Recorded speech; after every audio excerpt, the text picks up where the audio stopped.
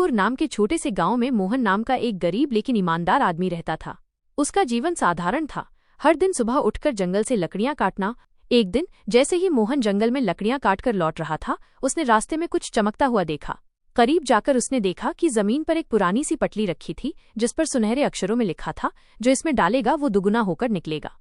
मोहन पहले तो डर गया, लेकिन जिज्ञासा ने उसे रोक नहीं पाया। उसने अपने पास रखे एक सेब को पटली में डाला।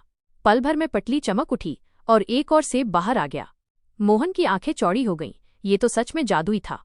मोहन पटली को अपने घर ले आया। उसने उसमें चावल डाले, पैसे डाले, पुराने कपड़े डाले, हर चीज दुगुनी हो गई। मोहन का घर धीरे धीरे अनाज, कपड़े और सोने के सिक्कों से भर गया। गांव वाले हैरान थे। ऐसा कैसे संभव हुआ कि मोहन अचानक इतना अमीर बन गया? लेकिन मोहन लालची नहीं था।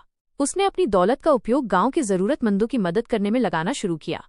भूखे बच्चों को खाना, बीमारों का इलाज और गरीब किसानों को बीज और उपकरण देना।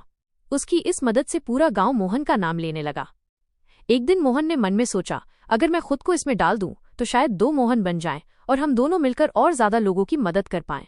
उसने हिम्मत जुटाई और खुद को पटली में डाल दिया। पटली ने एक तेज रोशनी छोड़ी और अचानक एक दूसरा मोहन बाहर आ गया। दोनों एक दूसरे को देखकर मुस्कुराए। अब गांव में मोहन की मेहनत और भी दोगुनी हो गई। दोनों मोहन दिन रात काम करते, एक लकड़ियां काटता, दूसरा गांव में मदद करता। लेकिन इस नई दौलत के साथ एक चुनौती भी आ गई।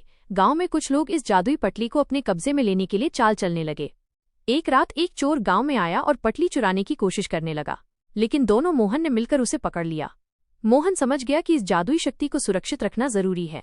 उन्होंने पटली को गांव के सबसे पुराने पेड़ के नीचे एक गुप्त स्थान में छिपा दिया। मोहन और उसका दूसरा रूप गांव के सच्चे नायक बन गए, न केवल दौलत में बल्कि दिल में भी अमीर।